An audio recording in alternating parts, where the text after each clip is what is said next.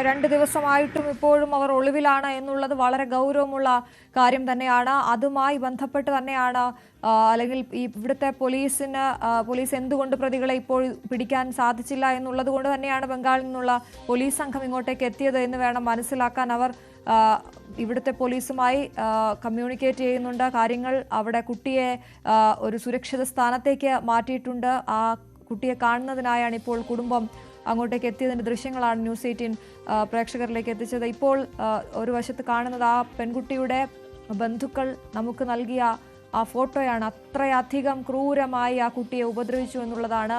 ആ മുറിപ്പാടുകൾ നോക്കുക, അതിൽ നിന്ന് ചോര ഇനിയുന്ന രീതിയിലാണ് ആ കുട്ടിയെ ഉപേക്ഷിച്ച് പോയത് എന്നാണ്. കയ്യിലും കാലിലും മാറിലും തുടയിലും ഒക്കെ ഇത്തരത്തിലുള്ള വലിയ മുറിവുകൾ ഉണ്ടാക്കിയാണ് ആ 5 അംഗ സംഘം ഈ കുട്ടിയെ ഉപദ്രവിച്ചത് എന്ന് വേണം മനസ്സിലാക്കാൻ.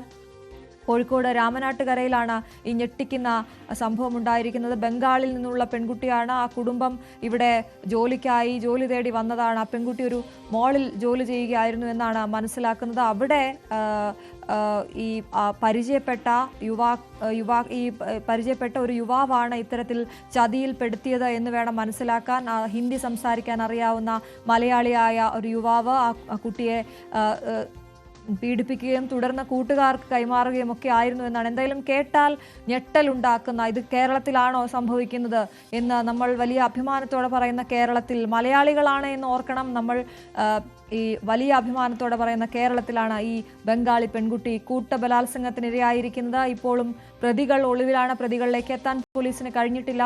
ഊർജിതമായ അന്വേഷണം നടക്കുന്നു എന്ന് പറയുമ്പോഴും ഇത്രയും മണിക്കൂറുകൾ കഴിഞ്ഞിട്ടും പ്രതികളെ പിടിക്കാനായിട്ടില്ല എന്നുള്ളതാണ് ഇപ്പോൾ കുട്ടിയുടെ കുടുംബം ന്യൂസ് 18നോട് വളരെ ആശങ്കയോടെ പേടിച്ച് പറയുന്ന കാര്യങ്ങൾ. അത് ആ കുട്ടിയുടെ മാനസികമായും ശാരീരികമായും ആ കുട്ടിക്കേറ്റ മുറിവുകളെ കുറിച്ചാണ്. ആ കുട്ടിയെ കാണാനായാണ് ഇപ്പോൾ കുടുംബം അങ്ങോട്ടേക്ക് എത്തിയത്. MS അനീഷ് കുമാറാണ് വാർത്തയുടെ വിശദാംശങ്ങൾ നൽകിക്കൊണ്ടിരിക്കുന്നത്. അനീഷ്, ഈ ദിവസം ഒന്നുകൂടി ഇപ്പോൾ എത്തിയ പ്രേക്ഷകർക്കായി, എന്നാണ് ഈ കുട്ടിയെ കാണാതായതും ഈ സംഭവം നടക്കുന്നതും? ആ ദിവസം തന്നെ, ആ രാത്രി തന്നെ കുട്ടിയെ കാണാതായ ഉടനെ തന്നെ ഇവർ പോലീസിൽ അറിയിക്കുകയായിരുന്നു.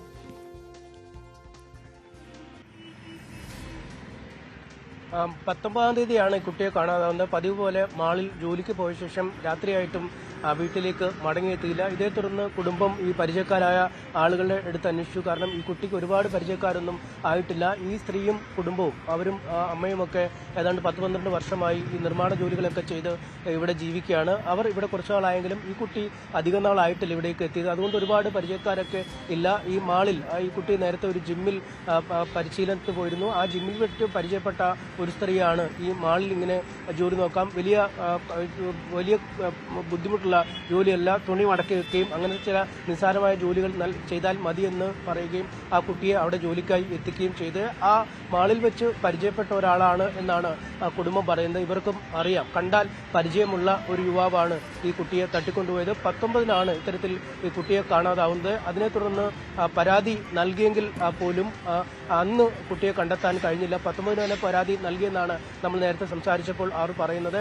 അന്ന് കണ്ടെത്താൻ കഴിഞ്ഞിട്ടില്ല. പിറ്റേ ദിവസം രാവിലെ ആണ് ഈ രാമനാട്ട് കരയിൽ ഒരു ഉപേക്ഷിക്കപ്പെട്ട നിലയിൽ ഈ ശരീരമാസകലം ചോരയൊലിപ്പിച്ചു ഉപേക്ഷിക്കപ്പെട്ട നിലയിൽ ഈ കുട്ടിയെ കണ്ടുകിട്ടുന്നത്. പിന്നീടാണ് പോലീസിന് മനസ്സിലായത് ഈ തലേദിവസം കാണാതായ കുട്ടിയാണ് ഉപേക്ഷിക്കപ്പെട്ട നിലയിൽ കണ്ടെത്തിയിരിക്കുന്നതും ഈ കുട്ടി ക്രൂരമായ ഒരു പീഡനത്തിന് ഇരയായിരിക്കുന്നുവെന്നും അത്തരത്തിൽ കുട്ടിയും മൊഴി നൽകിയിരിക്കുന്നു. എത്ര പേരാണ് എന്ന് പോലും വ്യക്തമല്ലാത്ത രീതിയിലായിരുന്നു കുട്ടിയുടെ ആദ്യ മൊഴിയും. പലപ്പോഴും നമ്മൾ ഉദ്യോഗസ്ഥരോട് സംസാരിച്ചപ്പോൾ ഒരു വ്യക്തമായ കാര്യങ്ങൾ പോലും പറയാൻ കഴിയാത്ത വിധം ഈ മാനസികവും ശാരീരികവുമായ ഒരു ആഘാതം ആ കുട്ടിക്ക് ഏറ്റിട്ടുണ്ട്. നമ്മൾ നേരത്തെ കാണിച്ച ദൃശ്യങ്ങളിലെ പോലെ, അല്ലെങ്കിൽ അശ്വതി പറഞ്ഞതുപോലെ കയ്യിലും കഴുത്തിലും മാറിലും തുടയിലുമൊക്കെ പാടുകളാണ്. ആ പാടുകളിൽ നിന്നും ചോര കിനിയുന്ന കാഴ്ചയാണ് അങ്ങേയറ്റം വേദനയോടുകൂടി ആ അമ്മ നമ്മളെ കാണിച്ചത്. അങ്ങനെ ഉള്ള അവസ്ഥയിൽ നിന്നാണ് പോലീസിന്റെ ഒരു സുരക്ഷയിലേക്ക് കുട്ടിയെ മാറ്റുകയും ആശുപത്രിയിലേക്ക് എത്തിച്ച് ചികിത്സ നൽകുകയും ശരി അനീഷ്, ഇപ്പോൾ VM പുഷ്പ രാമനാട്ടുകര നഗരസഭാ ചെയർപേഴ്സൺ നമുക്കൊപ്പം ചേരുക.